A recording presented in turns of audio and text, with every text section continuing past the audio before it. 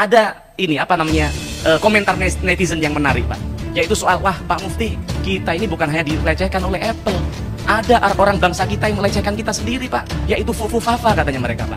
Nah mohon maaf Pak Menteri kan pernah di Komdigi Pak ya, kami ingin tanyakan Pak, agar ini simbol bangsa ini tidak dilecehkan terus-terusan sama netizen kita Pak. Saya kan juga nggak terima Pak, ini orang simbol bangsa kita ini dilecehkan oleh netizen. Nah kami ingin tanya kepada Pak Menteri, yang katanya Fufu Fafa itu sebenarnya bukan yang dituduhkan oleh netizen ini Pak. Nah maka sebagai bentuk pengabdian Bapak kepada negara, agar kegalauan rakyat ini bisa kemudian tidak terus-terusan terjadi, kami ingin diungkap di tempat ini sebenarnya yang Bapak sampaikan Fufu Fafa itu bukan si yang dituduhkan oleh netizen tadi, sebenarnya siapa. Nah terus kemudian yang terakhir soal judol Pak. Soal judol masih terkait dengan tadi pinjol Pak, yang saya sampaikan bahwa pinjol ini lingkaran setan dengan judol Pak. Yang ternyata setelah punya usut ternyata banyak sekali orang yang yang mereka bergerak di bisnis judol ini ternyata orang-orang terdekat Pak Budi Ari begitu Pak, di Kementerian Komdigi di periode sebelumnya.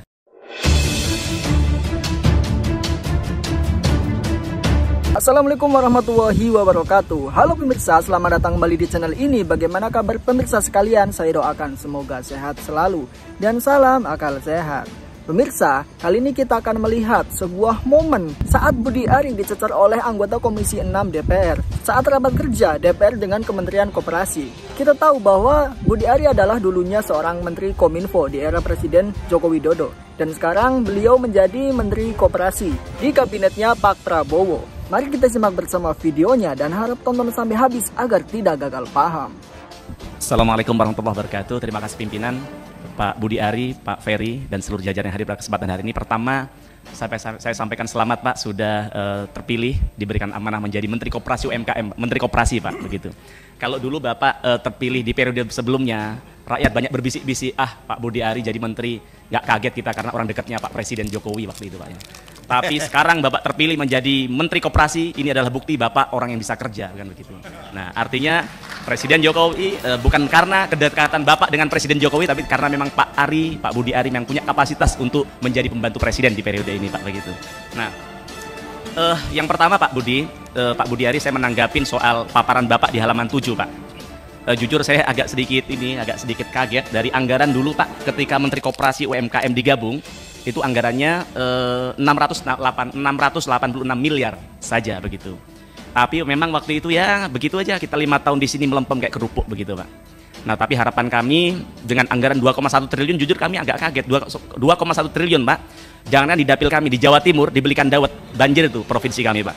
Nah maka harapan kami Bapak tidak main-main dalam hal ini, kami minta KPI-nya apa Pak. Nah kalau tadi pagi kami coba baca-baca Renstra 2020-2024 Kementerian Koperasi UMKM, di situ ada satu hal uraian menarik Pak, bahwa ternyata Selandia Baru, Korea Selatan, yang itu bahkan mereka negara kapitalis, tapi ternyata koperasinya mampu menyumbang terhadap PDB 20% Pak. Kita, Indonesia, yang bahkan punya Menteri Koperasi sejak zaman kita merdeka, tapi hanya mampu berkontribusi terhadap PDB 6%. Nah bahkan kata Pak Menteri barusan 1%. Nah ini kan tragis Pak. Nah setelah kami baca lebih dalam di Renstra, Bapak harus baca, itu menarik, tadi pagi saya baca di Renstra, ternyata kenapa Selandia Baru bisa berkontribusi sekian besar terhadap PDB-nya, koperasinya, padahal tidak punya Menteri Koperasi UMKM, padahal negaranya negara kapitalis. Tapi ternyata dia tidak hanya bergerak di koperasi simpan pinjam Pak, tapi di produksi, yang salah satunya adalah produsen ternak, yang hari ini peternakan mereka jadi peternakan yang maju seperti sekarang.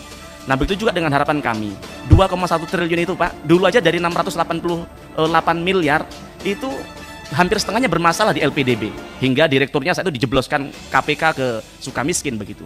Maka harapan kami ingin tanya, 2,1 triliun, yakni tidak duit sedikit Pak, maka harapan kami ingin tanya, apakah Bapak sanggup ketika dana itu kemudian kita setujuin, diberikan oleh pemerintah, koperasi ini bisa berkontribusi, kita tidak mulu minta 20% seperti negara Selandia Baru atau Korsel. Bapak 12% sanggup nggak untuk bagaimana koperasi bisa berkontribusi terhadap PDB kita begitu Pak.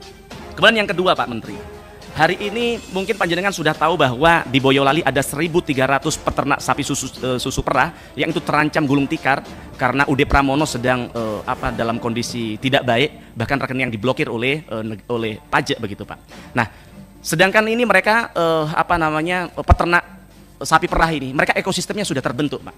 Nah maka kita minta Menteri Koperasi untuk turun ke sana, Begitu Pak, untuk menghimpun dari 1.300 ini agar mereka tidak ikut-ikutan gulung tikar dengan cara apa? Mementoring mereka Pak.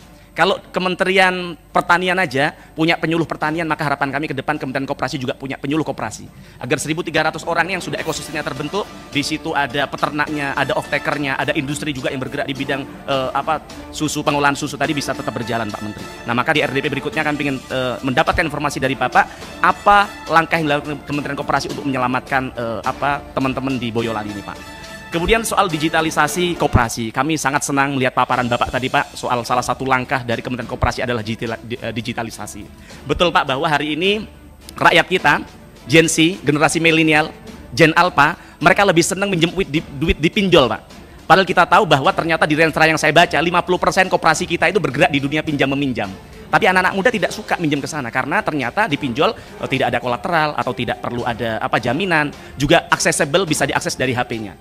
Maka ke depan kami berharap Kementerian Koperasi untuk menginisiasi bagaimana koperasi-koperasi kita ini bisa bergerak di sektor digital juga Pak. Tapi jangan lupa, cybernya harus tetap dijaga agar bagaimana ke depan uang yang mereka taruh di koperasi bisa tetap dapat dipertanggungjawabkan. Terus kemudian Pak Budiari, Bapak adalah salah satu menteri di periode kemarin yang mendampingin Apple untuk bertemu Presiden Prabowo, betul nggak Pak? Nah, kemarin sedang ramai soal bagaimana Apple gagal investasi di Indonesia karena mereka minta tax holiday 50 tahun. Yang kemudian setelah ramai itu, ternyata kemudian Apple menanggapinya dengan akan memberikan 10 juta investasi di Indonesia yang kalau saya jumlahkan hanya 157 miliar. Ini kan kacang, Pak. Kita ini bukan monyet yang harus dapat investasi sekecil itu begitu. Kalau memang main-main seperti itu sudah batalkan saja itu Pak.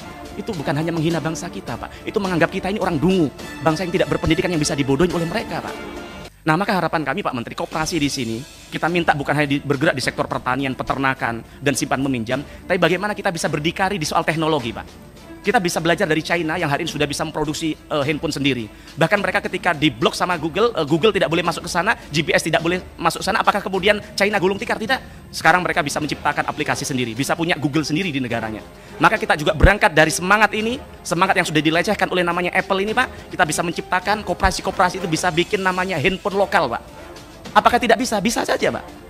Kalau negara kita punya ambil peran memblok bagaimana handphone dari luar negeri tidak boleh lagi masuk ke Indonesia. Karena Presiden Prabowo kita lihat punya semangat untuk bagaimana melokalisasi. Wong kendaraan saja bisa, maung saja bisa, masa handphone aja kita tidak bisa, kan begitu Pak. Nah harapan kami itu bisa dilakukan. Tapi kemudian Pak, kalau baca soal ramai-ramai Apple tadi, ada ini komentar netizen yang menarik Pak. Yaitu soal, wah Pak Mufti, kita ini bukan hanya dilecehkan oleh Apple. Ada orang bangsa kita yang melecehkan kita sendiri Pak. Yaitu Fufu Fafa katanya mereka Pak. Nah, mohon maaf Pak Menteri kan pernah di Komdigi Pak ya. Kami ingin tanyakan Pak, agar ini simbol bangsa tidak dilecehkan terus-terusan sama netizen kita Pak. Saya kan juga nggak terima Pak, ini orang simbol bangsa kita ini dilecehkan oleh netizen. Maka kami ingin tanya kepada Pak Menteri, yang katanya Fufu Fafa itu sebenarnya bukan yang dituduhkan oleh netizen ini Pak. Nah maka sebagai bentuk pengabdian Bapak kepada negara, agar kegalauan rakyat ini bisa kemudian tidak terus-terusan terjadi, kami ingin diungkap di tempat ini sebenarnya yang Bapak sampaikan Fufu Fafa itu bukan si yang dituduhkan oleh netizen tadi, sebenarnya siapa Pak? Agar ini biar segera selesai, agar para pemimpin bangsa ini bisa fokus bekerja sesuai dengan tupoksinya Pak. Nah terus kemudian yang terakhir soal judol Pak. Soal judol masih terkait dengan tadi pinjol Pak, yang saya sampaikan bahwa pinjol ini lingkaran setan dengan judol Pak. Yang ternyata setelah usut ternyata banyak sekali orang yang terjerat yang mereka bergerak di bisnis judol ini ternyata orang-orang terdekat Pak Budi Ari begitu Pak, di Kementerian Komdigi di periode sebelumnya. Nah maka ini mohon diklarifikasi di tempat ini Pak, karena sampean tahu bahwa judol ini dampaknya luar biasa Pak. Bukan hanya merusak hubungan berbangsa, tapi bagaimana rakyat kita ini sekarang sudah kehilangan jiwa kemanusiaannya Pak, orang yang terjerat judol ini Pak. Yang mereka bahkan membunuh istrinya, kemudian menjual anaknya, bunuh diri dan sebagainya. Nah maka harapan kami hal ini bisa diselesaikan untuk bagaimana mengklarifikasi itu, yang kemudian kita bisa fokus untuk bagaimana Kementerian Koperasi ke depan bisa lebih baik. Matur nuwun, assalamualaikum warahmatullahi wabarakatuh.